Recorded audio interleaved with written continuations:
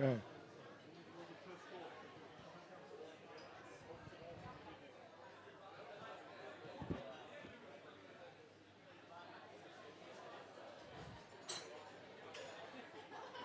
We ready to go? Richard? Right.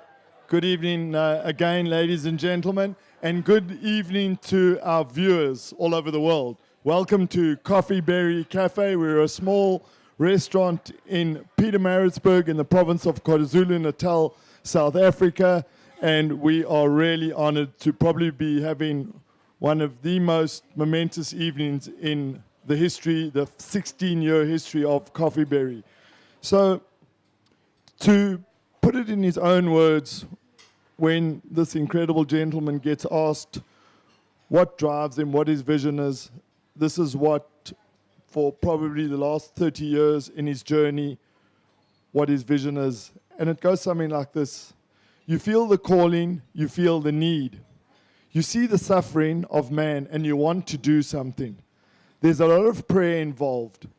You've been shown what the right way is, what to do and what not to do. And things are put very clearly in front of you. So it's no wonder that almost 30 years ago, on a visit to Istanbul, a Sufi teacher told Dr. Sooliman that you are going to help humanity for the rest of your life. And he gave him this instruction, and I quote, he said, "You will form an organization. The name will be Gift of the Givers." Well, ladies and gentlemen, that's enough from me. We are really privileged to have Dr. Imtiaz Sooliman coming to share his story this evening. So put your hands together for Dr. Imtiaz Sooliman.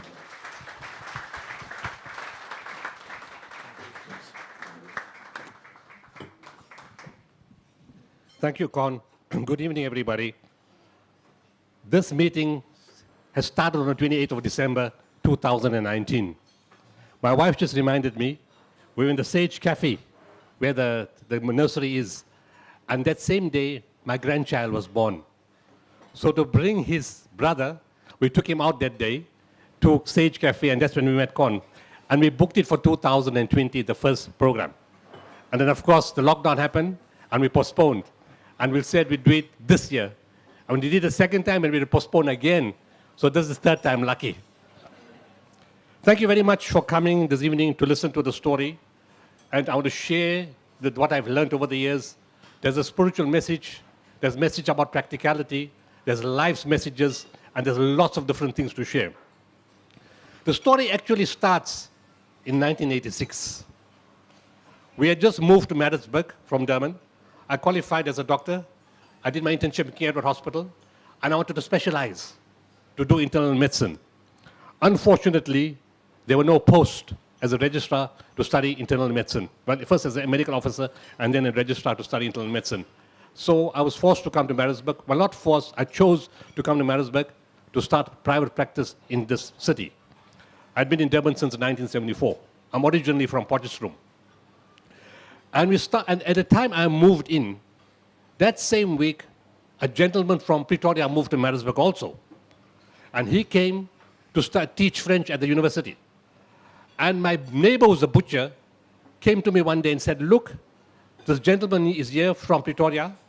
He had a scholarship to France. He had a scholarship to America. He's now come to Maritzburg. He's a lecturer, and he needs a doctor." So I told him that my neighbor is a doctor. His name is William U. Miller. We met, we spoke a little bit, and we kept on speaking often because when he needed medical care. And then one day he told me, he said, "My friend, I met a spiritual teacher in America. The spiritual teacher passed away in 1985, the year before. But a new person takes over. There's a chain. The new guy takes over, and he's in Istanbul. So he said, you should meet him. Because when I speak to you, your thoughts and his thinking is the same." So I made a joke. I said, "Miller, it's 1986. I still haven't seen Cape Town. When am I going to see Istanbul?" What I'm saying now, next points, is important lessons in life. He said, what God wills happens. There's a time and a place. and the time and the place was August 1991. Before Gifts for the Givers, I was involved in aid, Mozambique relief, aid to Mozambique, aid to Iraq, aid to Bangladesh. There was a cyclone in 1991, and the government made available the SAS Drakensberg to take the items across. And as part of that mission, we delivered trucks to Turkey to take aid. The Turkish Red Crescent wanted to take aid to northern Kurdistan, to northern Iraq, to Kurdistan. That was actually the excuse to get to Turkey to meet the spiritual teacher. So my wife and I were together. We got to the place. We came to a Muslim holy place, a Sufi place. And remember, the Gulf War had polarized individuals, nations, civilizations, and religions. Samuel Huntington at that time spoke about the clash of civilizations. And the Muslim world perceived the West against the East, Christians and Jews on one side and Muslims on the other side. And coming from an apartheid past didn't help at all. So we went with this vision to Turkey. We walk into a place, and suddenly my wife and I think we're in the wrong place.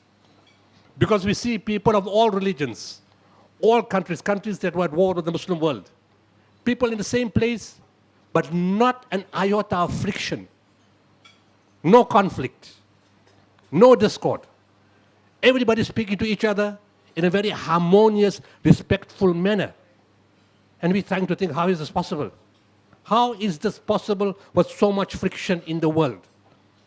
The spiritual teacher, which I saw for the first time, made eye contact immediately. And when that eye contact happened, it touched my soul. This is a very spiritual journey, what I'm telling you about. It's not very normal. So eye contact immediately, and then he told me, he worked it out same time, without me saying a word. And he speaks Turkish only. And he said through a translator initially at that point, "What do you see?" I said, "I'm confused. I see people from all nations, all religions, we all fight with each other all over the world. How come we all together in the same place?" And he says, "My son, mankind is one single nation. The God of all mankind is one. We just call him by different names.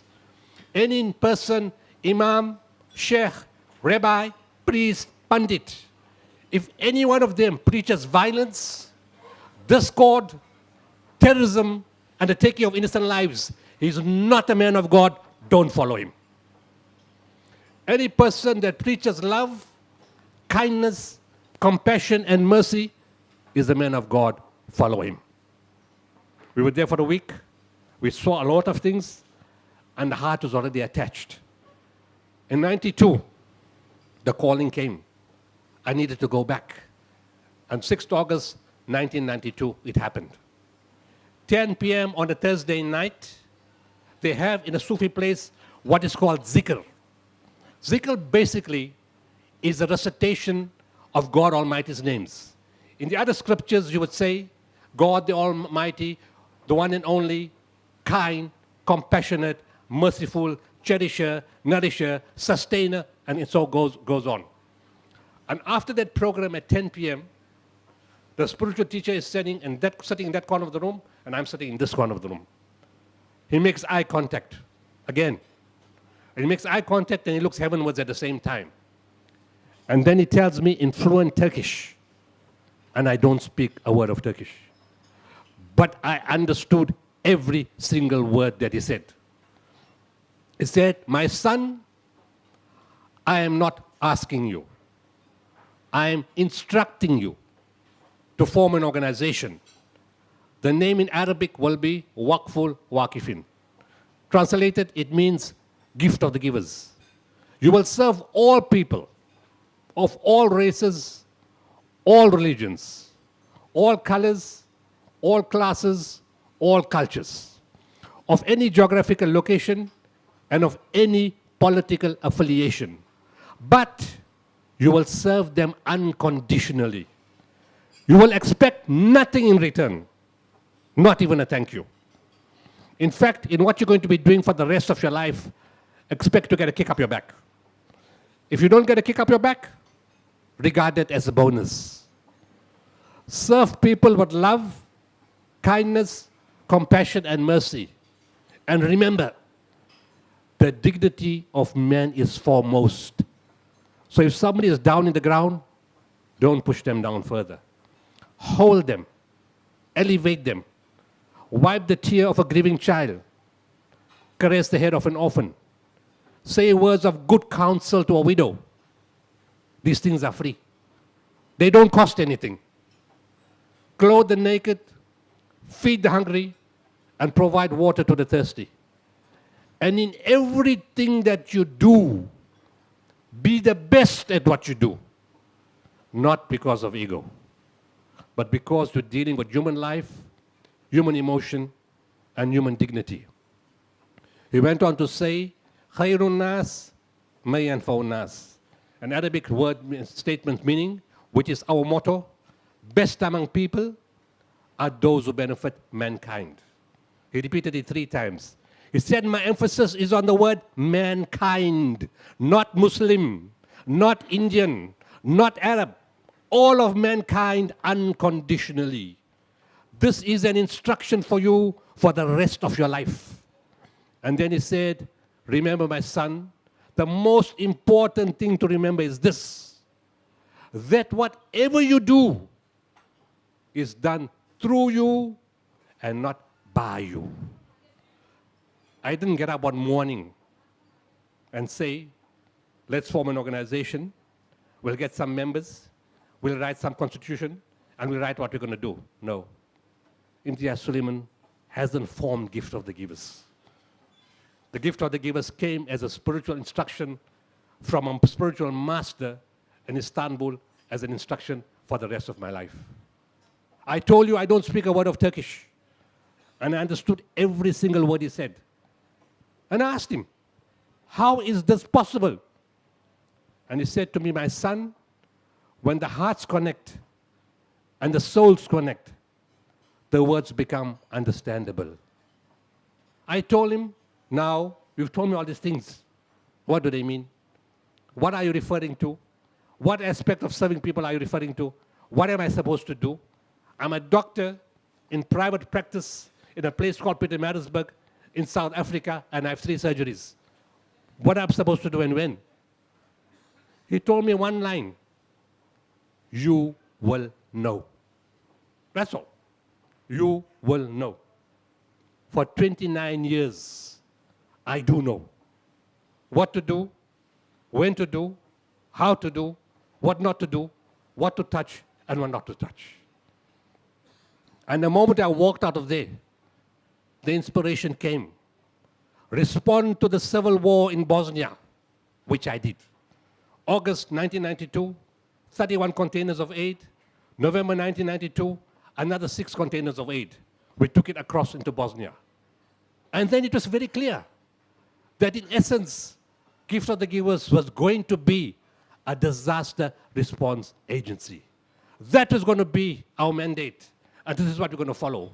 And everything else was, by the way, that was built around disasters. We have 21 different categories of projects. Not project types, categories. Education, this, water, that, health, that, agriculture, that, all different things under 21 categories of projects. 20 of them, the first one being the disaster, and 20 other projects around that. So we built 21 types of projects over a period of time. And almost everything that I know in disasters, 85 to 90%, I learned in that first project. War zones, conflict between religions and cultures, delivering aid, Reserve Bank clearance, transfer of funds, customs, shipping, logistics, conflict management, dealing with groups, emotions, temperament, anxiety, getting bombed, everything I learned virtually in that first mission. Who in his right mind forms an organization and the first project goes to a war zone? You start off with something simple, a food parcel, a blanket distribution, a soup kitchen, helping the elderly, helping the orphanage. No, but the first one I'm thrown into is into a war zone all alone. And everything I had to learn, 85 to 90%, happened there. And that Gift of the Giver started off with only delivering aid. There were no volunteers, no medical teams, no other teams. It just started off with delivering aid, and it evolved over the years. Now, something very strange happened. not even a few months later, after I came back from that place and after I came back from Bosnia, the idea came to take in a containerized mobile hospital into the war zone. And because I met the teacher, and because prejudice was gone, and there was no prejudice against white, against Christian, against Afrikaner, everything was gone. Because the teacher taught us that you look at the good of every human being and don't put them in a box. You look at the goodness of every human being and you relate to human beings according to the goodness. And even when you see bad people, you look for the good in the bad people and you promote that, and that overall will bring goodness. So I go to Pretoria, and this company, you guys everybody should know it. You see the trailers on the road, Afrit van der Wetering Engineering. I met Johan and Ger van der Wetering, and I said, you guys have built a container, a theater, a sterilization unit, and an X-ray unit for Armscor. We need to build a whole hospital. He said, a whole hospital? I said, it's the same thing. Do 3 things and do some extra units. What difference is there? So we got together with the medical companies, and we designed the world's first containerized mobile hospital. Now, what's significant about that is that it was built in Africa. Another part of this message is Africans don't believe in Africa. We don't believe in ourselves. We don't believe in our capability. We don't believe in everything that we can do. We always have to take lessons from northern countries. We always see it comes from there only. But this hospital was built in Pretoria, in South Africa, and taken to Europe. It was taken to Bosnia. And the CNN commentator, when he saw the hospital on the 1st of February 1994 in a place called Mostar, he said, the South African containerized mobile hospital is equal to any of the best hospitals in Europe. And he wasn't comparing it to other mobile hospitals. He was comparing it to buildings, fixed building hospitals. We brought in the best technology, the best equipment, and we took the thing across. And we sent in 10 containers of backup supplies, a generator, so much so that the whole hospital could function in an underground warehouse for a whole year to save lives. In 2005, my wife, my family, we were invited by the Bosnian government to come to Bosnia. They said, we haven't paid any courtesy for what you guys have done for the country. I said, it's not necessary. He said, but you have got to come. So we went. And we went to Mostar, and the guy I put in charge of the hospital in 1993 was the same guy that was there in 2005. And he comes to me. He said, remember, you said that this theater can do any procedure besides heart surgery. I said, yes, that's what I told you. He brings the lady. He said, meet this lady. He said, this lady had shrapnel in her heart. And we took out the shrapnel in her heart in the same theater that you South Africans provided. And then he said, you see these 4 children? They were born of this lady after the shrapnel was removed in this theater and in the same hospital. All these 4 children were born after the shrapnel was removed. That's why the Bosnian government has called you, because we identify South Africans with the saving of life and healing. Now we pose another question. If we can do this overseas, why can't we do this here? Why can't we work with each other as teams, as races, as religions, as colors, as classes in this country? Because there's a lot going on, and there's a lot of goodness that has come out with COVID-19 and the KZN recent civil unrest. A lot of good has come. It's about changing our perceptions, our mentality, and being altruistic about anything. We have proven it, and I'll tell you as we go along, the other things that happen. In 2004, a few months earlier, it was for the first time that we took a medical team. Now, the tsunami struck 13 countries. And all of you remember Indonesia, Thailand, Andaman Islands in India, Sri Lanka, Myanmar, and a whole lot of other countries on that side. But what people don't know is that a tsunami also struck a country, a corner of Somalia, northeast Somalia, a place called Hafun. It's a fishing village, and it wiped out the whole area. The people survived. Few people died. And we decided to respond to that area. And we went to Hafun. Very difficult. I'm not going to the details. It's going to take too long. We went into Hafun, And it's the first time in our development that we took a primary healthcare team. A few months later, in August 2005, we responded to Niger. This story I'm going to explain a little longer. Again, a primary healthcare team. We got to the area, announcement was made, there's a medical team from South Africa, they got supplies and they've come. The first shock we got, this is famine. There's no food. There's no medical care. There's no support system. There's no functioning health system. And we make the announcement, and the governor and the mayor and the nurses make the announcement, a South African team is here. Thousands of people come up. But this is very, very strange. And those people that come up are only mothers and babies 5 years and below. No bigger babies, no teenagers, no adult males, and the mothers themselves don't ask for treatment. Now we can't understand this. Why are they doing this? And then we realized this is not going to work. We only got 7 guys. How are we going to do all this in short space of time? So I walked into the crowds, looked at the babies, and I said, okay. I did this. I told the mother, you can go. Your baby is fine. She gave me a big smile because she understood the sign language, and she walked out.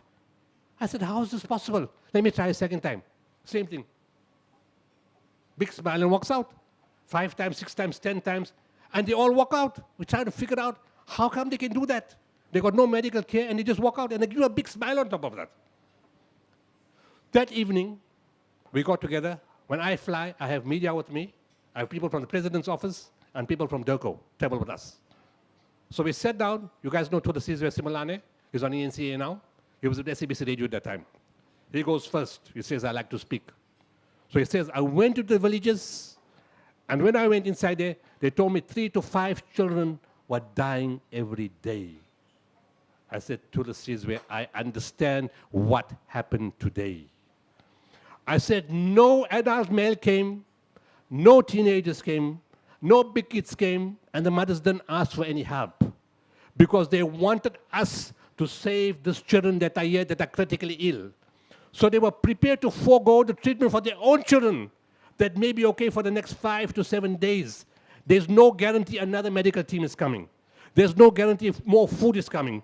There's no guarantee other medication is coming.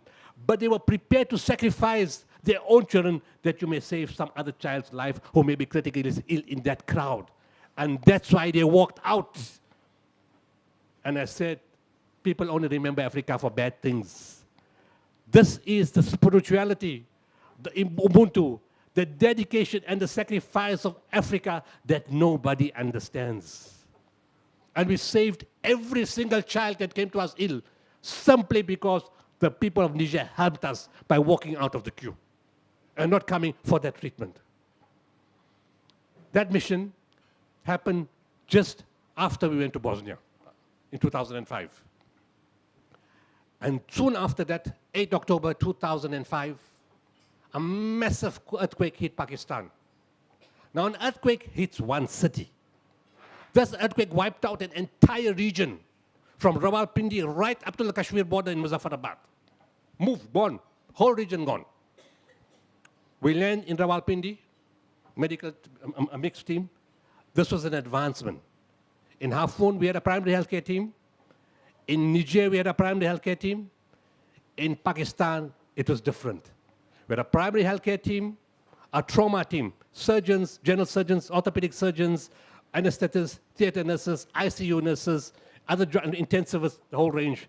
And plus, we had post-op rehab patients, rehab specialists, sorry. We get there. The Pakistani government know we're coming. The first secretary from the South African embassy told them that. We get to the tarmac, and they come to us very politely, and they say, do you mind not going to the earthquake? So I said, yes, we won't go. Which hospital are you giving me? He says, you understand? I said, I understand clearly. I said, he says, I'll give you the cantonment hospital of Rawalpindi. I said, thank you, we'll go there just now. The teams asked me, what do you mean? You come to the earthquake and we can't go to the earthquake. I said, you don't understand what this man is saying. This man is telling you that everything is gone, there's nothing there. Buildings, hospitals, clinics, government, everything is gone. And only people are walking around in the mountains. So I asked him, can you give me helicopters? to go there and take people across my teams to stabilize those that are alive. He said, my friend, all the helicopters are gone on emergency missions. We've got a serious problem here. I said, don't worry. Now, the advantage of civil society work is you don't follow protocol. You don't follow bureaucracy. You don't follow red tape. You don't follow government instructions. You just look around. And there you see the American Air Force. And you walk to the American Air Force. And I see a big black guy. I tell him, my brother, where are you from? He says, I'm from America. I said, no, you're from Africa. You only landed up in America. He says, yes, I'm from Africa. I said, me too, I'm from Africa. He said, how can I help you? I said, you know what? We brought the South African team here. We need to go to the mountain. I need a helicopter. For you, my brother, anything. Take 3 helicopters. 2 minutes. 2 minutes, 2 Black Hawks and another helicopter. So the teams go in the mountain to the top and stabilize. I take the general, we go to the hospital. He says, go there, my junior will take you there. We walk into the hospital, we get the smell of death, the stench of gangrene. Kids on the stretcher with no parents because they died. They're all orphans. No IV lines, no doctors, no disinfectant, nothing. We call him back. He said, what is this? Is this an organized killing field? Will you put your mother here? So he said, what do you mean? The superintendent comes and says, don't you know, we're shutting this hospital down. I said, you guys are crazy. There's nothing wrong with this hospital. So he says, what can we do? I said, I'll give you a shopping list. If you follow this, we will show you what South Africans can do. In the meantime, agencies from northern countries walk past. Where are you guys from? Now remember, South Africa is very complicated. You got a guy with a beard like Hashim Amla. Then you got the Indian Hindu guy, he got his wristband. And then you got an Afrikaner guy with a deep voice, an English guy with a British voice. And then you got a Xhosa and a Zulu. And they try to figure out where the hell are these guys from. And when they tell them South Africa, they get more dear makar because it's supposed to be a black continent. How can there only black people in Africa? They can't understand that. So we say we're from South Africa. They call us the Rainbow Nation. Oh, you're from Africa. What did you come to fetch? You guys always want things for free. You always come with a begging bowl. You're always asking for things. I'll tell you, my friend, you will eat your words in less than 24 hours. The military guy comes back, and in less than 24 hours, the shopping list is fulfilled. And a hospital that was shutting down, a South African medical team converted that into a 400-bed emergency hospital. We did 70 operations a day, and we saved hundreds of lives. For that, the Pakistan president, Pervez Musharraf, in 2006, a year later, gave us the Presidential Award, the only organization in Africa to receive that, because of what our team's done. But there's another part to the story.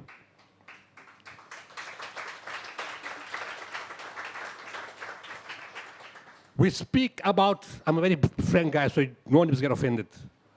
We speak about difference in color, in race, in religion. That same year, we sent our 5th team. We've never sent so many teams before, but we sent our 5th team. And a lady from Pretoria University comes forward and puts up her name. Her name is Karina Extian, Afrikaner, Christian lady, deeply religious. And she says, I want to go to Pakistan. I said, when? She says, Christmas. I said, you're not feeling well. Who wants to go to Christmas? Which Christian wants to go to Pakistan, Muslim country, in Christmas? She says, that's the time I'm free. So she goes to Pakistan. She's a spinal rehab specialist. She was there for 3 weeks.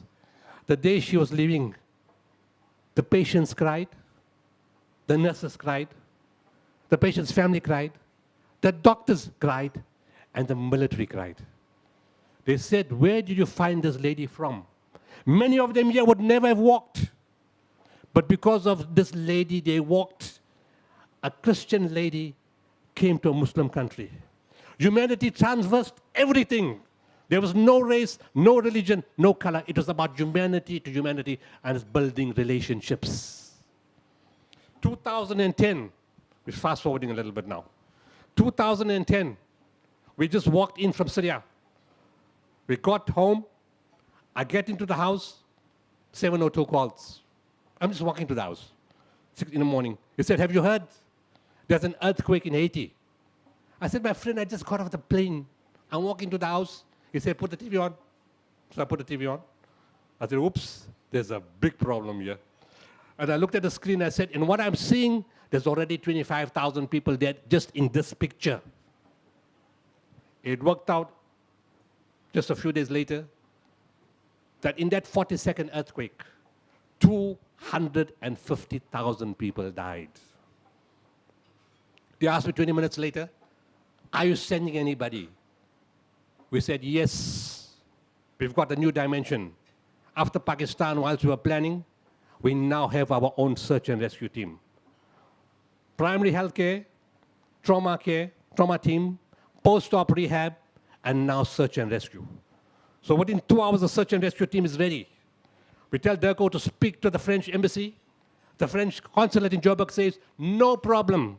We go inside there, and we get a Schengen visa in 10 minutes. But you know what's important? We got it for free. You know, we Indians, we like free things. So we got it for free, and then we said, okay, we'll give Air France the business. And Air France says, thank you very much. I said, will you get my teams to Port-au-Prince, capital of Haiti? They said, yes. I said, you won't. They said, we will. I said, you won't. I said, the airport will close. They said, the airport is open. I said, it'll close. They said, it's open. So I said, give it to me in writing. Which airline gives it to you in writing? They gave it to me in writing. Email, we'll get you to Port-au-Prince. I said, fine, thank you very much. Here's the tickets, we booked the plane. The guys go on the seat, but I knew that's not going to happen. So I'm sitting in my office in Maritzburg. I phoned the Catholic Society in Joburg. I said, I need the Pope. That guy got diarrhea. Why does a Muslim guy wants the Pope? Maybe got a connection with Osama, I don't know. So the guy sits there. He can't speak. I said, no, man. Aren't you Christian guys connected all over the world? We Muslims are connected all over the world. So he said, what do you want? I said, I want a Catholic team, organization, to meet my South African team in Dominican Republic and take us across the border into Port-au-Prince. He said, oh. Calls back three hours later, and he said, it's arranged. Caritas and Catholic Relief Services, CRS, will meet your teams in Dominican Republic. Team lands in France, in Paris. Phone me, we got a problem. I said, I know. You guys can't fly to Port-au-Prince. I said, that's already arranged. Because when that happened, I took the email and I showed Air France. I said, what did you say? Guarantee. I said, reroute, I'm not unreasonable. Reroute the whole team to Dominican Republic. I said, your flight is in 2 hours from the time that you guys landed. Get to Dominican Republic, Caritas, and CRS, big board, South African team, welcome. Hotel, water, food, transport, visas arranged to the camp in Port-au-Prince, and they take them across. 20th January 2010, the South African team made world history. They were in the Catholic Church that had collapsed. A lot of people died. The schools collapsed, hospitals collapsed, churches collapsed, and everybody was inside, and people died. They hear sounds. They said, we have to cut the call. They called me 3 hours later. They said, 20th January, 8 days after the earthquake, no oxygen, no food, no medical care, only rubble and a fractured hip. They pull out alive 64-year-old and Azizi from the Catholic Church. And the whole world's media has filmed this. And the first words that come out of our mouth is, I love God Almighty. We've instilled hope and faith in somebody several thousand kilometers away. And the next thing she says is, I love you. She tells the South African team. The medical team comes behind. And they move around. And the other team said, from other northern countries again, everything is too messed up here. It's a disaster. The South African teams come forward. We got mixed teams. So the Afrikaner guy said, die boer maak 'n plan. He thought he was too clever. I told him the Indians are gebore met 'n plan. And he comes out, called everybody together, and we start reacting. The teams from the other countries came forward and said, if you want healing, and you want help, and you want to be saved, then go to the dream team. And the dream team is from South Africa. We don't understand, we don't appreciate the quality, the level of our training in this country. I'm just going to fast forward to some other things. In 2013, I sent the president and the international relations a message. I said, I'm going to enter Syria legally or illegally. They said we'd be very unhappy if you do it illegally, but we can't stop you. I said, when it comes to bombing people, decisions are taken very quickly. When it comes to saving life, it takes weeks and months to get that things done. So we will do it the way I want to do it. If the normal border doesn't work, I am going to go in illegally. So we get there, and the normal border doesn't work. And we go in illegally. And the South African media is with us. And they film us entering illegally, and they send it worldwide illegally. And a week later, Parliament passes a motion of support for gift of the givers walking in Syria to benefit the people of Syria. Well, now, when the people were there, I want to give you a spiritual message. I was first there in October 2012, and I went again in December 2012, before the teams came to set up the infrastructure. I was very disappointed. I couldn't find anybody who could speak English. I couldn't find anybody who could tell me about the medical support in the country.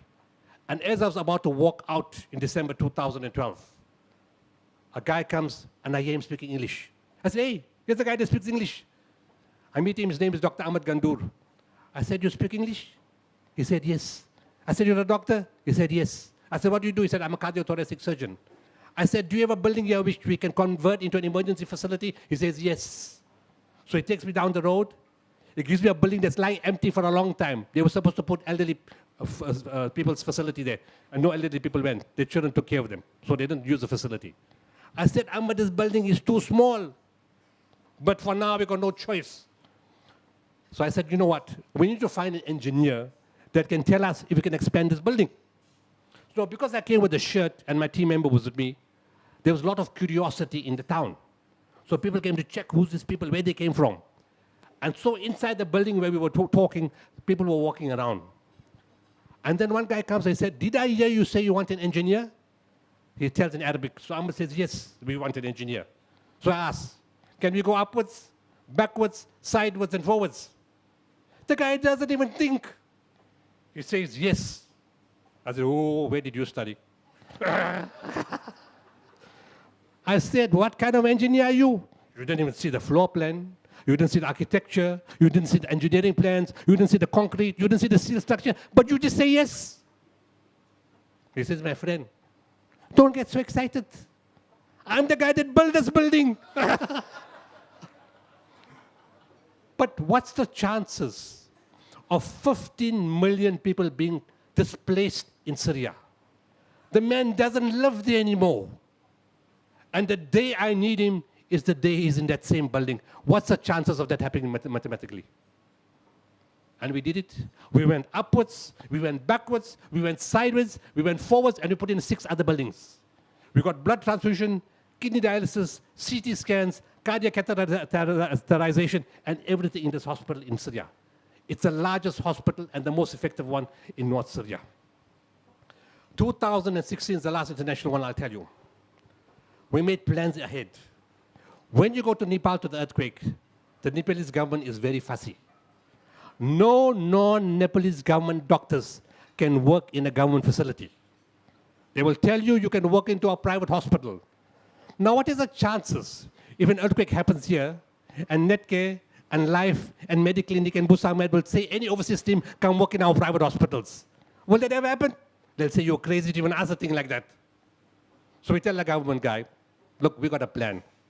We're slightly smart because we brought Nepalese doctors who live in South Africa, and we brought South African doctors who trained in Nepal. So we're 2/3 the way there. Only 1/3 is the problem, South Africans who trained in South Africa. So I said, okay, let's make a deal. You watch our teams, give us 1 patient. We operate on the 1 patient, and then you say yes or no. So they said, fine, we can make that deal. So halfway to the operation, they say the deal is made. Any South African doctor is allowed to work in any government hospital anywhere in Nepal. We were the only guys given that privilege. And he said, can you do me one favor? Can you take our doctors to South Africa to train them further in your guys' techniques? We can't underestimate, underscore the value of our training. 2016, the year later, I decided to kill all international marketing. Not the project, the marketing. Because the media was focusing too much on the international projects and not the local ones. 2017, the fire happened in Naisna. And it was for the first time the South African media and the public could see the skill that our teams have. We had our own firefighters, advanced life support paramedics, advanced life support ambulances. We sent in medical teams. We moved patients from Naisna to Georgia and everywhere else. We put in 2 lady project managers. Checkers gave us the whole warehouse. They all supervised 20,000 food parcels, the blankets, the hygiene packs, the diapers, and everything else. And then somebody came and said, what about the cats and the dogs? So I said, what about the cats and the dogs? They said they're hungry, they're also affected by the fire. So we get 30 tons of cat food and dog food. We bring that in. And then somebody comes and says, you know why the fire took so long? Because there's a drought here. I said, oh, so now what's the problem? The animals are hungry. So we bring fodder for the animals. And then somebody else comes and says, but what about the animals in the wild? We need fodder for them too. So we arrange that. And then somebody says, what about the elephant park? I said, what else? So we gave them that. And then a guy walks into the warehouse, and that guy was with me at home 2 days ago. After 2017, he's come home for the first time I see him after 4 years. He walks into my house on Sunday, and we relived the story. I got there on a Thursday. This man walked into the warehouse on a Thursday. He says, I need sugar. So I said, did you not get sugar? He says, no, but it's not for me. So I asked my project manager, I said, Emily, where's the sugar? So she said, Checker said, come fetch it, we're just going to fetch it. So I said, the sugar is coming, we'll give it to you. So he said, it's not for me. So I said, then who's it for? He says, it's for the bees. I'm thinking, is this man drunk or something? Since when do bees eat sugar? This now they'll ask for tea also. So I'm saying now, what's happening here?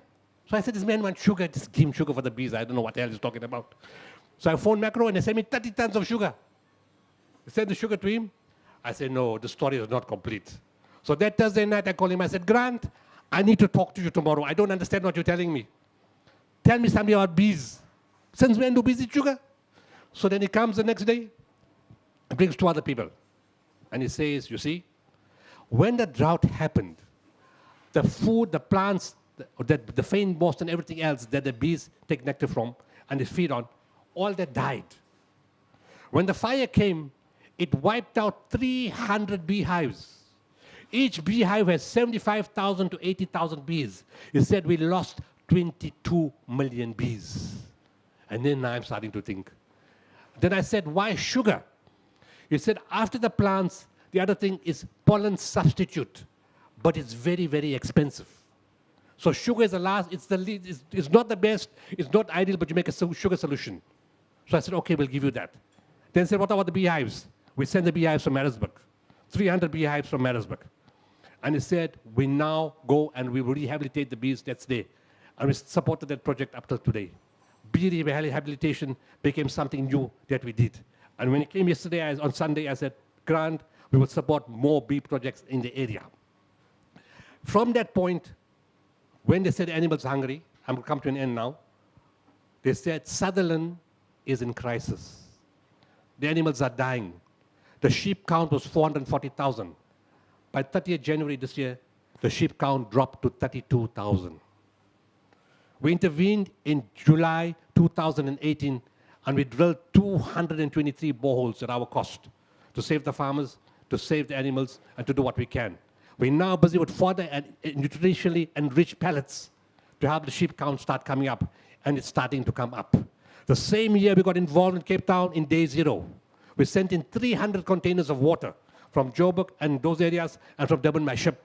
Joburg by road and Durban by ship to help Cape Town with day 0, and we drilled boreholes. In 2019, we walked into Makanda because of the crisis of the drought, and we're still there, and we're still stuck there 2 years later in Makanda. And the drought carried on all other parts of Eastern Cape, and we're still busy with that. We're still drilling boreholes, we're still putting filtration systems, we still have water tankers, and we're still providing water because the dam levels haven't gone. They've gone worse. There's no rain. And then 2020 came COVID-19. We delivered aid to 210 hospitals nationwide, PPEs, pulse oximeters, contact and non-contact thermometers, scrubs, high-flow oxygen machines, video laryngoscopes, and all odds and ends that they require. And then Solidarity spoke to us, and we delivered 3,000 CPAP machines, which an oxygen delivery device, and that saved lives in a lot of hospitals. We started doing hospital infrastructure upgrades. Mitchell's Plain, Settlers, Bishu Hospital, Lady Grey, Alice, Victoria Hospital, Alice. We put in, and then now we put in balls in Rahima Musa and Helen Joseph. Infrastructure is continuing, and even building balls are continuing. Fodder is continuing. Support is continuing. Feeding schemes, food parcels. We delivered 400,000 food parcels, and we're still doing that. And we supported 100 soup kitchens, and we're still doing that. And the last thing that happened this year was with the KZN civil unrest. We got involved, and up till now, we've delivered close to 50,000 food parcels. We supported feeding centers, supporting hospitals, and we're still supporting COVID-19 nationwide. These are just some of the things we do. And we'd like to thank all of you for your support and passing the word around and a whole lot of things that happen. As I said, we've got 21 different categories of projects. I'm only touching of some of them. Thank you very much. I'll take any questions after this. Thank you very much.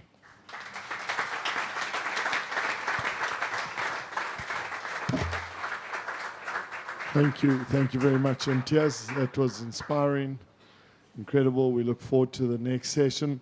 We're going to take a break now, let's say 20 minutes. And for those on the live feed, we'll be back at 8:05. Thank you very much. In the meantime, you can order from your friendly Waitron. Thank you.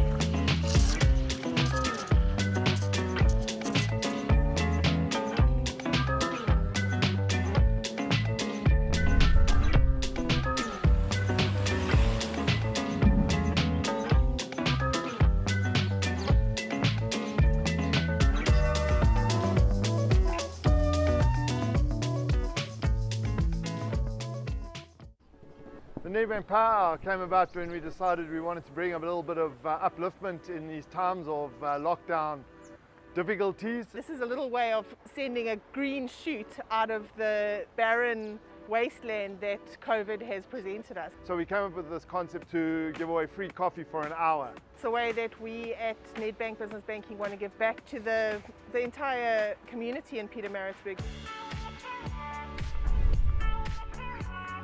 So Coffee Box is a coffee drive-through. It's the first dedicated coffee drive-through of its kind in South Africa. It's such a unique concept, and that's why we chose to do it with Coffee Box.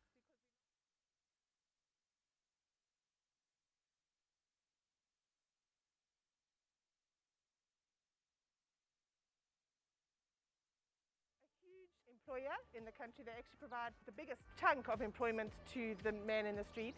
And small businesses today grow into the big businesses of tomorrow. This lockdown has been probably one of the biggest challenges I've faced in over 30 years of business. I never thought in my life that I would be staying at home, not knowing when I'm gonna go back.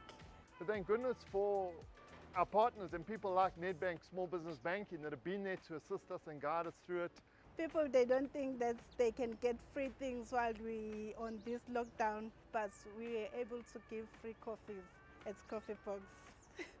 Yeah, my prediction is we're going to smash it and we're going to do 200 coffees this hour. I don't think I'm as enthusiastic as Con. I'm thinking about 180. In the beginning, I thought we were gonna do like maybe 60 or 70, but we exceeded and did 168 coffees. Dealing with Nedbank Small Business Banking through this whole thing, they've either been on the other side of a phone call or a WhatsApp. It's like family. Day and night, they've been there to answer my queries and my questions and make me feel confident that we can get through this.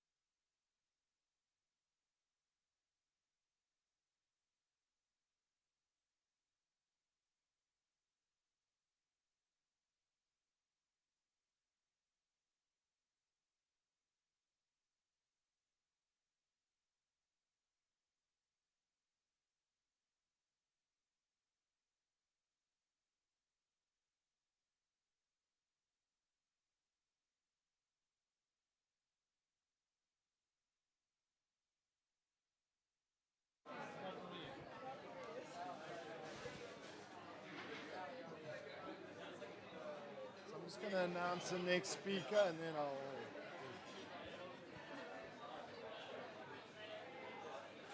Right, can we have your attention, please?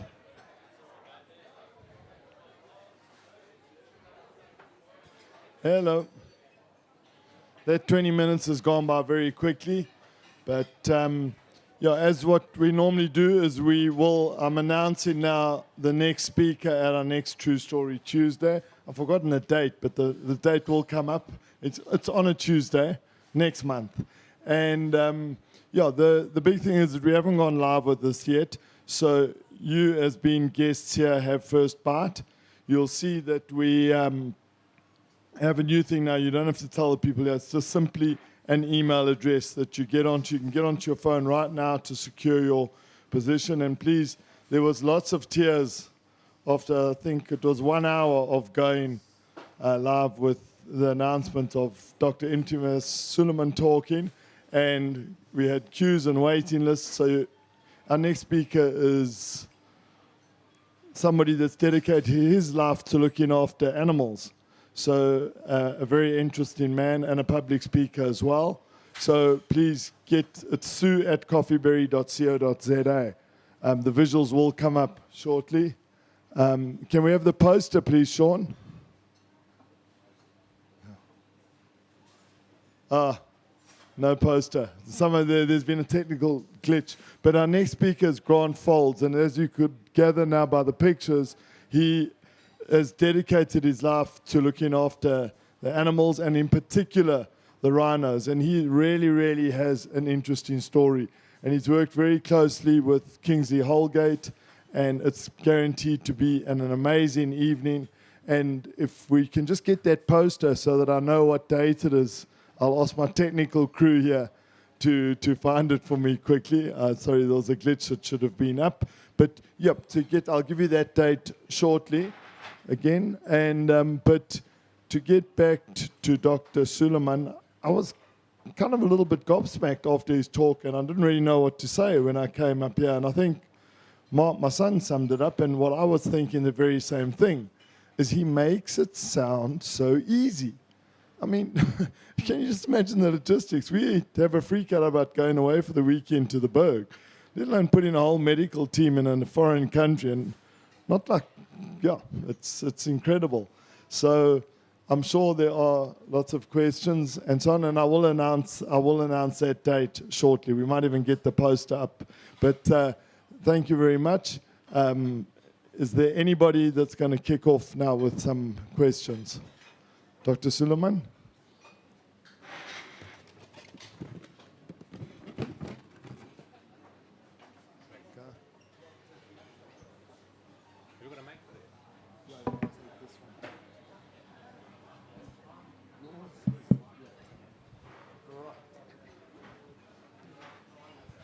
David Patrick is going to kick us off. Dave, if you can just stand up so that the camera can zoom in on you. Dr. Sooliman, in a nutshell, could you tell us how you got Steve McGowan out of Al-Qaeda's captivity? That's not going to be in a nutshell. the guy was there for 7 years. Okay, it started off whilst we were busy we took Yolande Koki out on the 10th of January, 2014. When that happened, Stephen McGowan's father came to me. It was February 2014. And he says, look, my son has been in captivity since November 2011. And nobody gives me information. I've spent so much of money. I don't know how to get him out. I don't know what to do. I'm stuck. He says, but I know you're busy trying to get Pierre Koki out. And I don't want to interfere with that process. I told him, Malcolm, I'm really sorry, but one hostage at a time is more than enough. It's easier to send a whole medical team to a disaster zone than to take out one hostage. I said, if you make any mistake, they execute hostage. And then that responsibility is on your head. So you spend so much of time, you have to be consistent, you have to say the same messages, and they watch you all the time. So we were busy with Pierre, and then by 2014, the day we were getting him out, that's the day he got killed. The teams were going to fetch him, and the Americans went in, and Luke Summers and he both died 6 December 2014. I told Malcolm, I've got another problem. I have no leverage in hostage negotiations, leverage is very important. I said, nobody knows me in Mali. We haven't delivered 1 grain of rice in Mali. Nobody knows us. That's going to be very, very complicated. So in December 2014, when we lost Pierre, my office manager was going to see his son who was involved in some religious activities in Mauritania. So he went and seen him. I said, look, the closest we can do is Mauritania's border with Mali. Let's start there. It was the wrong part of the year. It was December, wrong time, nobody was around. We came back with 0. We couldn't do anything. In Yemen, we could do something because I had an office there. We were delivering goods. We were sending stuff all over the provinces. We knew the government. We knew the security agencies. We knew all the people. We knew the tribes. And I started increasing the number of containers across into Yemen to win our goodwill from the public. And we achieved that. But Mali, I couldn't do that.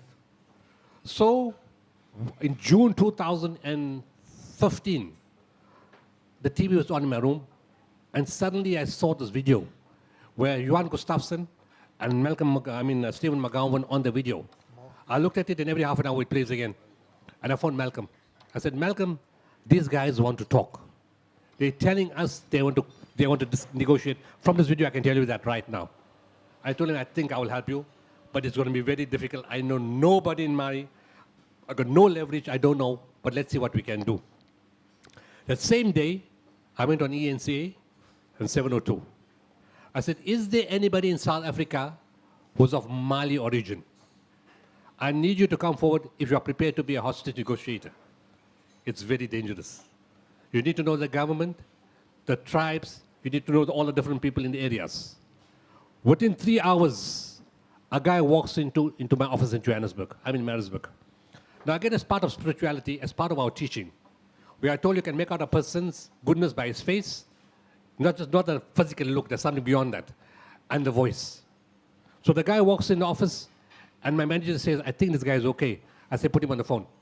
No video call, just that time, no video call. I just listened to his voice.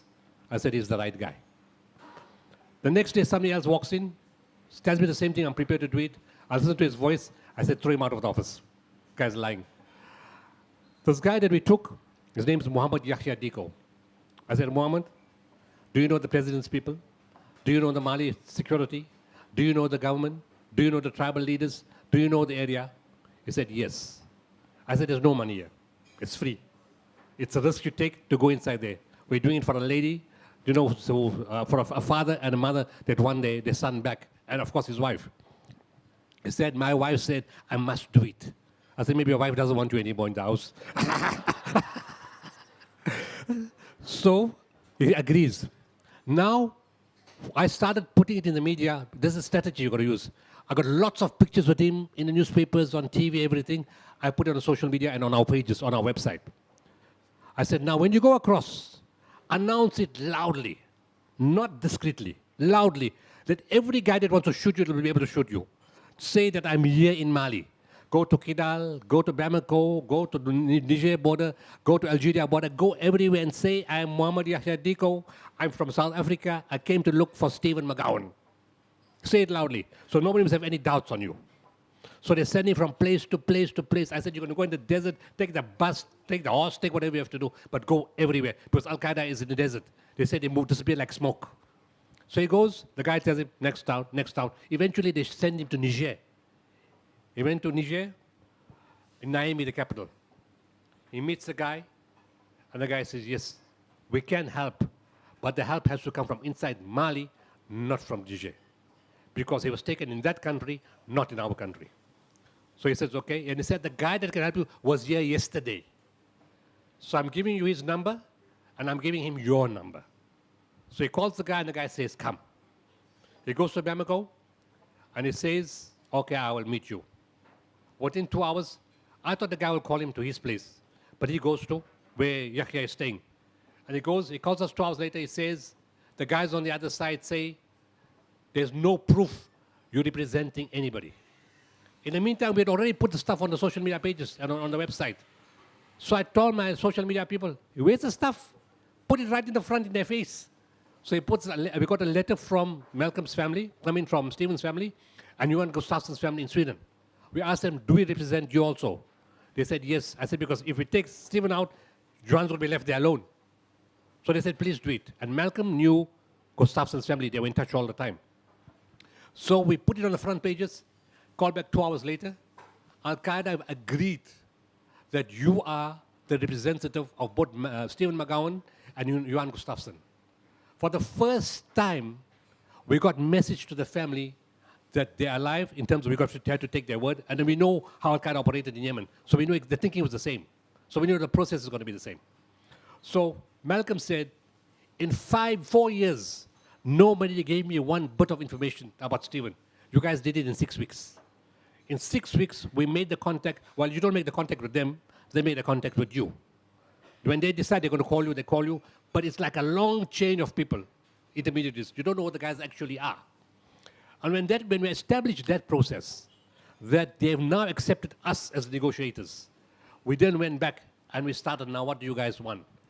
And the price started like a couple of $1 million. And we started negotiating, and we said, look, this guy is not American or French or Italian. We work in rands. That they couldn't understand that. The money has to come down. We spoke, and eventually things were changing.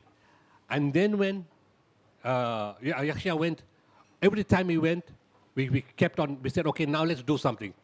Ramadan month came, we provide food at fast breaking. They wanted some meat during sacrifice time, we provided that.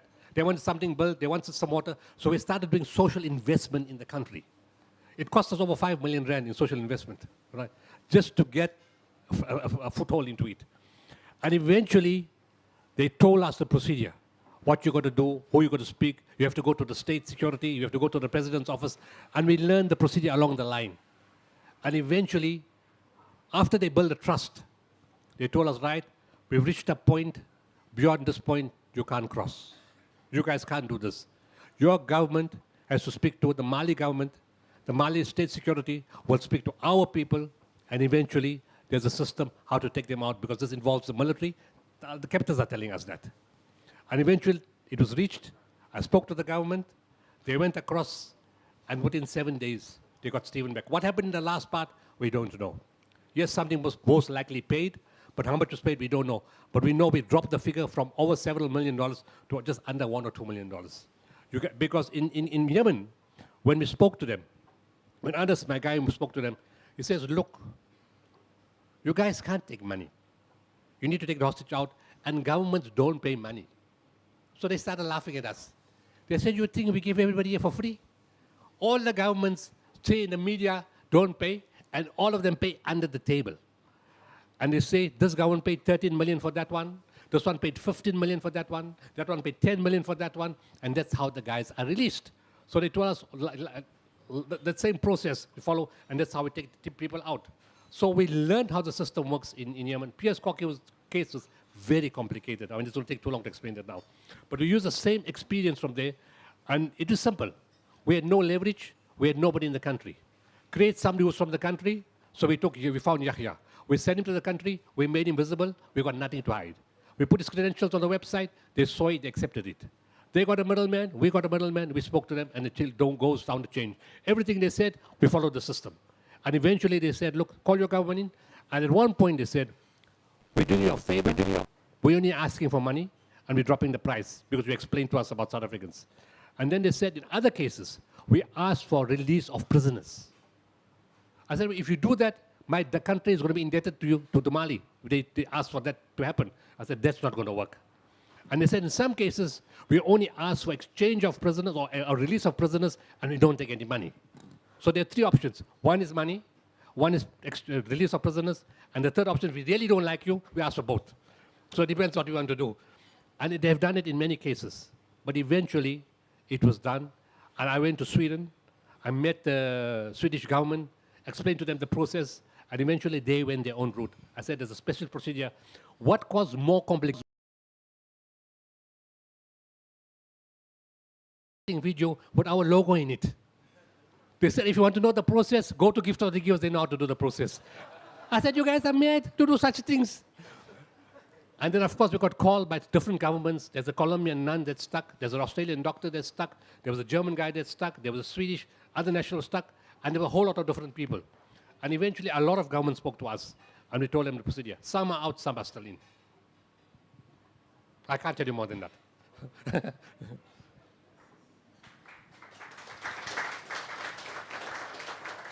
Anybody else?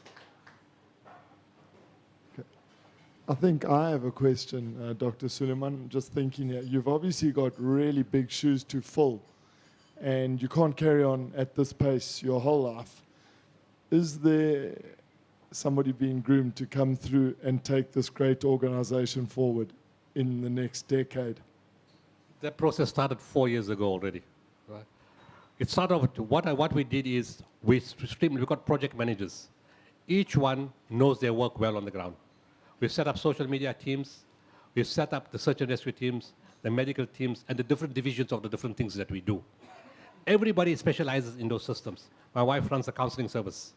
My son has come in because both of them, all of my family, has been a spiritual teacher. Because it's a spiritual link, you have to have somebody who's got a spiritual link. That's the key part of the organization. So my son left his job at multi-choice on his own. I didn't force him. And he came and says, I want to join you. He's taken over, he's right now in Malawi, and he's going to Kenya. He's taken over a huge responsibility. He takes care of Malawi, Zimbabwe. He's the IT guy. He takes care of all the IT stuff. And he said, look, so we need to create a social media department that's separate from us. So we created a lot of separate structures. And then in 2013, December, when we responded to the Typhoon Haiyan in the Philippines, I told the guys that came back from, who took out the lady alive in Haiti, I said, this mission, I'm not coming with you guys. I lead the missions every time, but this time I'm not coming with. You guys are going to do it alone. You guys are going to go first, and when you guys have a problem there, you guys can't phone me because I already died. So you're going to solve the problem yourself. And they went across, and they had issues, and they had challenges, and they sorted it out. Nepal was the next one. Exactly the same thing. They went across, they sorted the problem out, and they did it. And locally, that's why we've trained so many people. For every person we have, we've got to back up to that person. So the infrastructure part, the logistics part, the PR, the only part that's going to be difficult is to hold all this together. Because I control several countries where I've got offices, and several teams, and several projects. That's the part that eventually, it has to be controlled. But the system is in place already. A lot of stuff is, people say, delegate. The problem is when you delegate, you have 10 project managers, 10 of them send you new ideas. When you had one project manager, you only had one idea. Now you've got 10 ideas, 10 guys out doing each other, and the workload is actually multiplied instead of getting less. Thank you so much. Is there anybody else? Sabu? Carl Smith. Hello, Dr. Sooliman, and I must say I'm absolutely in awe of not only what I've heard tonight, but what we've all heard before tonight as well. And something I just can't get my head around is how a little organization in Maritzburg can be operating all over the world. How big is your organization from the point of view of people working for it full time now, and where do you get the funds for this? What are your main sources of funds? Because it blows my mind to think of the magnitude of what you do. That's normally the first question. Where does the money come from? The spiritual teacher told me, you will never look for money. For 29 years, we've never looked for money. A project happens, a disaster happens, or even it's not a disaster, because everything's not disasters. There are also developmental projects. People come to us and they say the money's in your account. It started off with ordinary people, very ordinary people in volume. Then the professionals came, then the ladies at home, pensioners, school kids, business people. And in 2000, and also look, there was a bit of an issue because of before 1994 and because of the terrorism issue all over the world, mostly support came from Muslims. And other people we found it difficult to understand because a lot of the countries we helped were Muslim countries that were affected by difficulties. So at that time, initially the money was only from Muslims. And then as things changed, and people saw us going to different countries, people from other groups realized, you know what, this got nothing to do with religion. It's to do with humanitarian support. And of course, the media traveled with us. So media, it was transparent, people could see we were helping. So other groups started coming. But the turnaround came in terms of money in South Africa when we did the Nice Enough fire. When people saw the bees and the fodder and the pet food and the cat food and the balls and that we drilled in Beaufort West after that, in 3 weeks, we got in 20 million from the corporates, which has never happened before. And then after that, when we did other projects, and when COVID came, the money just came in a big way, even now with KZN. Across the country, and even from across the world. Across the world, it's starting, not in a big way, but it's starting to come. People are more and more seeing what we do. In terms of staff, I was the only staff when we started off. And then we had a receptionist in the office. And my wife did the care line counseling business. That's all we had. And the kids and the family used to help. And my father-in-law and other family members used to help because there was no money. And we did what we could. And it was like $1 million a year a project. Last year, it was 500 million that we did in projects, locally and internationally. So it started growing. And we only had one office, the one in Maritzburg, that we bought a building in 1995. No, 1999. Sorry, 95. That's the first office we bought in 1995 in Prince Alfred Street. The next office we put up was only in 2006 in Johannesburg, 2008 in Durban, 2009 in Cape Town, and then we started in the other countries. And all our staff that we took, we had no volunteers. As the disasters started going on, when I say we had no volunteers, I'll qualify that. I wanted full-time staff, because I can't have volunteers in local disasters because they don't understand the system.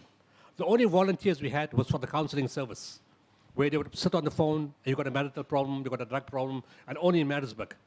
But even then, a few years later, a few years ago, I said, let's pay them a stipend, because everybody's got financial issues, and we can afford it. So we started paying the people, they volunteers, but we gave them a stipend.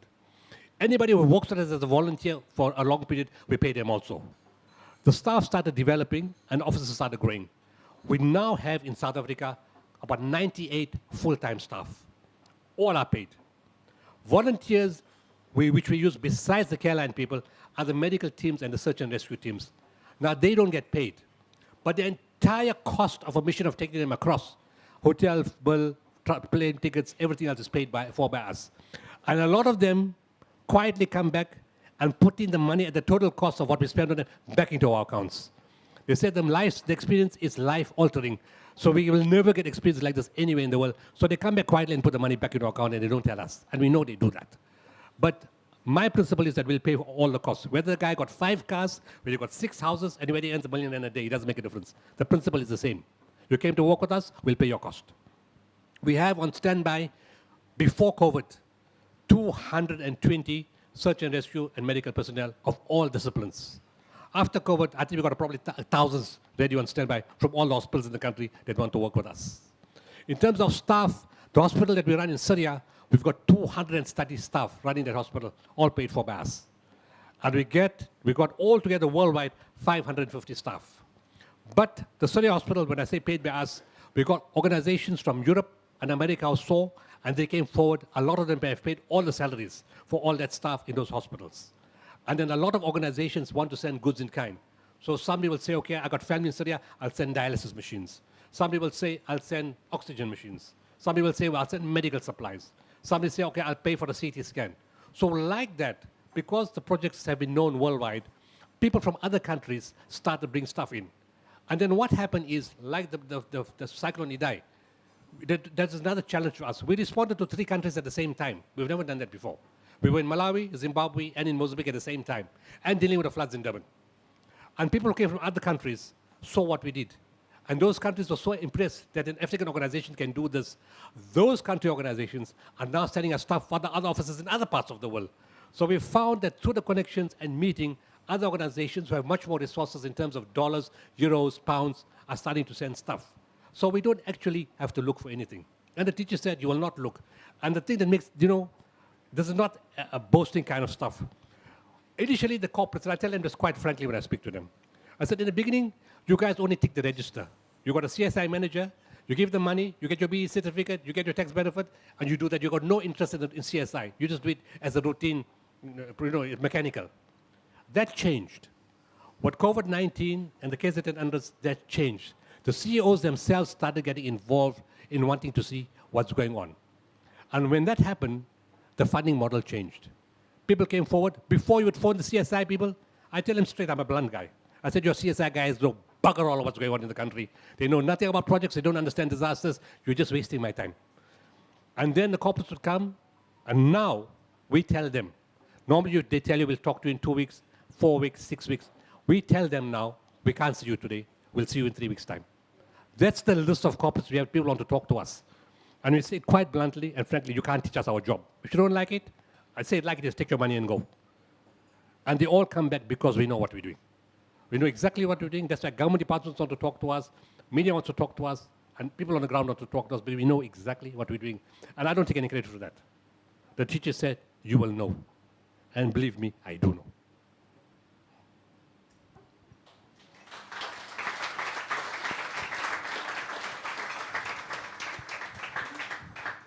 Well, it sounds to me like the solution for South Africa's problems lie right here. Are you standing for in the next election? I've been asked that many times. The spiritual teacher told me from the beginning, you will not get involved inside government, you won't be government, and you won't work for government, but you will work with government. And we have a very close relationship with government, but people say, you know what, you're so outspoken against them. I said, yes. In the morning, we punch each other in the eye, we pull each other's teeth out, we can kick each other in the face, and by the evening, we're having a Jack Daniels together. So that's the kind of relation. And it goes on every other day like that. And, you know, you see the corruption, you see the complication, but there's a lot of good people in government. There's a lot of good people in government. They want to see things changed, and they tell you straight, we're caught up our own party, we're caught up our difficulty, we're caught up in our own bureaucracy, we need to change that. And a lot of people say, look, we don't know what to do. We don't have the skills, we have the heart, we want to work with you. I'm meeting this week, I'm meeting the Deputy Minister of Police on Friday, on Thursday in East London. I'm meeting half of Oscar Mabuyana's cabinet on Thursday. I'm meeting the National Water Sanitation Minister, Senzo Mchuno, on Friday, and I'm meeting the Chief Whip of Parliament on Friday. And there's many others who want to meet, and CEOs of hospitals. They all want to work because they know there's a system to fix things in this country, and they all want to work with us. Last week Wednesday, a lot of farmers have been coming to us. They didn't come to us last week Wednesday, but they've been calling us from Aberdeen and that part of, of Eastern Cape, around Graflinet, and they've been crying. They said, we've got no food for our farm workers, and we've got no food for our families. So we said, we'll make it available. We send the trucks, my son sent the trucks from Maritzburg, from Joburg, and from Cape Town. They said, we're so sorry, we can't even collect, we don't have the fuel to come and collect the stuff from Graflinet. So our super links went and we delivered it to Aberdeen. And 475 farmers and the farm workers got the stuff. The same week, we got calls from CEOs of hospitals. They were crying. And these are government people. And they were crying, and that's why I say there's a lot of good people. They were crying because their patients had no food. They didn't have adult diapers, no pediatric diapers, no linen savers, something a linen savers, no hygiene stuff, nothing, no PPEs for the doctors. Again, we made the arrangements, and on Thursday, 34 hospitals and 19 clinics came to fetch the stuff from us, also in Graflinet. The Premier called us to say thank you. The MSc of Health called to say thank you. The head of department, HOD of Health phoned to say thank you, and they all want to meet this week. And they said, look, we have to acknowledge we don't have the money, but we can't let our people suffer. And I'm saying we need to change our thinking a little bit, because together, we have to pick this country up together. It can't be done any other way. The problem is the ones who got at the top are too far away from ones they don't have. And we need to fix that gap up. Otherwise, we're going to have serious problems. And we're working towards that, and government wants to work with, when I say government, I mean the good guys in government. You have the good, the bad, and the ugly. Yeah. So you have to work with the good guys, and it can be done. There's a lot of honest people in government, and I've come across a lot of them. I'll give you one example. 2 weeks ago, I was on a program at GIBS, Gordon Institute of Business Sciences. They set up a meeting, and on that program, they were discussing NHI. And the guy that came on was Dr. Nicholas Crisp. I never met him before. I don't know him, but I know he's in government for the last few weeks. We spoke, and 2 days later, he got appointed by Joe Pashla as the new acting DG. Now, that man is absolutely straight. You can't bend him. He's so honest. When a minister puts somebody so straight in a department, you're going to know that changes are coming. You guys have seen what the SIU has been doing in the last few weeks. You guys have seen what the Hawks are doing in the last few weeks. You guys see what the NP is doing in the last few weeks. Those are the things that you see on the top. We know a lot of things behind the scenes that's happening. There's a lot of positive things happening in the country. And I must tell you something. When the KZN civil unrest, it wasn't riots. Nobody's killing anybody. It was unrest. I can explain that situation also differently. When it happened, for the first time, and I'm saying bluntly, white people in Knysna and George said, we're not leaving the country. They said, we need to stay here and we need to fix the country. And I can tell you now, I've spoken to a lot of corporates. Deloitte's, then there's Saika, got 53,000 accountants on that group, and so many other people. And they're all saying, what can we do as professionals, as corporate companies, what can we? We're speaking to Oppenheimer, to Anglo-American, to Old Mutual, to Ford, to Isuzu, to Mercedes-Benz. I mean, there's just a list is just so long. Rupert's, everybody's talking and saying, what can we do to fix this country? When we have that kind of attitude to say, what can we do to fix the country, and we want to stay here, we can change it. I call it, let's do charity in an altruistic way. In other words, don't give a guy a donation. But when a car guard comes, he hasn't earned for 1.5 years. Instead of giving 1 rand, give him 5 rand, you can afford it. When the restaurant is open and the waiter hasn't had money for so many months, instead of giving 20 rand, give him 50 rand if you can afford it. When I went to the hotel in Waterfront in Cape Town, half the staff was gone. They all know me there because I stay all the time because I have all my meetings at Waterfront in Southern Sun in Cape Town. We took money and we gave every single staff there. Every single person we gave them, a tip, a nice size tip too. You could see the gratitude they had. They were forced into the situation for no reason because of lockdown and no economy. Which, let's be honest, which Afrikaner farmer will stretch his hand out? Proud people, not out of arrogance, but they won't take things from anybody. And they said, our families are hungry. Please, can you help us? And it means trust. We gave them the food parcels, and they said, take the picture and put it in social media. We want other people to know there is help. There's no need. A lot of people shot themselves. They said, we don't want this to happen. Help each other. Let's do this. It's not about rich and poor and there's rich people. Rich people have taken a big knock. Last point. While the lockdown, an airline manager, man, and a hotel manager lady calls. Both of them say the same thing. We've got big house, big car, 4 kids in private school. Can you deliver us a food parcel? Big house, big car, 4 kids in private school. Can you deliver us a food parcel? We got no food in the house. We can't pay the bond. We're going to need to sell the house. We can't keep the car anymore. We need to sell the car. And we took the kids out of private school because we can't afford it. And we're not sending them to another school because it's very embarrassing to drop down the social ladder. So we're going to do homeschooling. What happens to the mental state of those children at home?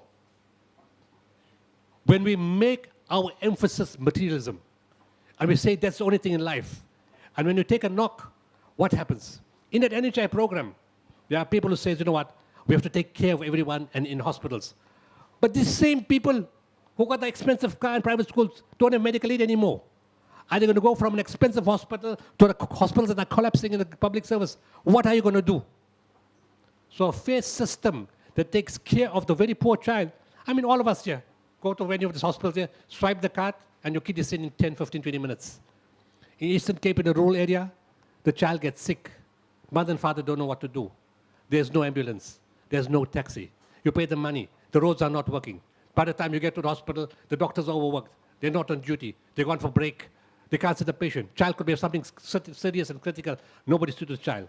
By the time they see the child, the pharmacy is closed. Medicine tomorrow, you go back or you stay the whole night. There's no food the whole night. It's cold. There's no blankets. You go do these things, real things happen in this country. And the same child suffers enormously. Think of the mindset of the child. And we're trying to say, oh, no, we have to protect the medical aid and protect the rich people. It can't be done. We need to change our systems. And that's why we're working with government. And I keep saying the last point, but I spoke to ICON. ICON is the biggest cancer facility in South Africa. Jonathan Oppenheimer got 60% share in ICON. He bought it off from a whole lot of guys. And they approached me, some of the doctors there, and I said, we have the guys who got medical aid, they can go to the cancer facilities. The cancer numbers are climbing in this country. People don't know that. It's a huge crisis since lockdown. Then you got the public hospital. They don't have the machines. They don't have the oncologists. The machines are not working. And you have hundreds of patients, like there's a 2-year to 3-year backlog on certain type of cancers. They're going to die. Or they're going to have severe disease and they'll have so much of debilitation. What are you going to do with these people? So I said, we need to change the system.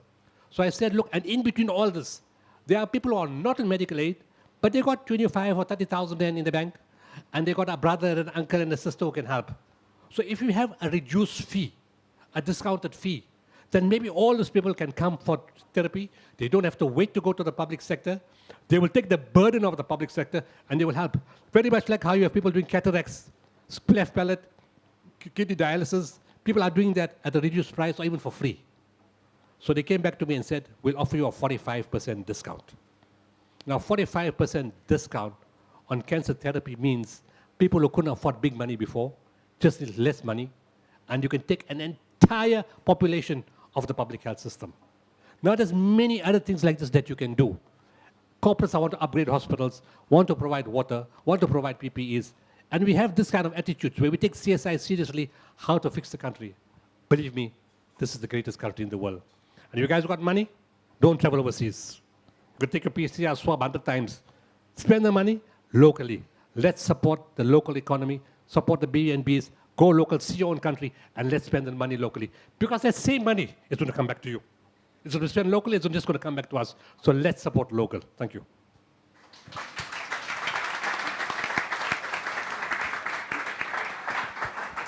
Dr. Sooliman, wow.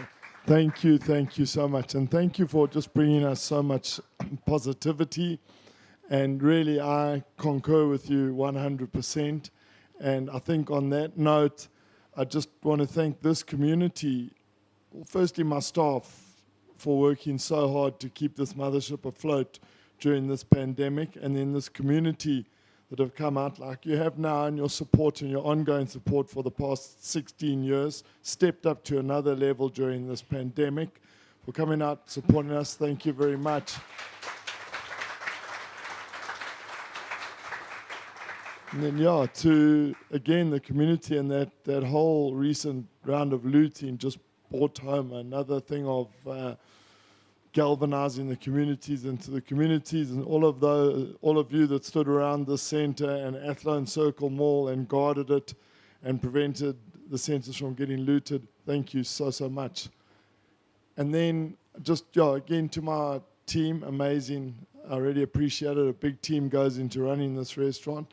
So thank you for all your efforts. And then this live stream and this sound and everything you see going up is done by Sound Mechanics. And I'd like to thank Sean and Richard for a sterling job in boarding. And remember, you can also pick up on this live feed. It will be there on YouTube. So thanks very much, Sean and them from Sound Mechanics.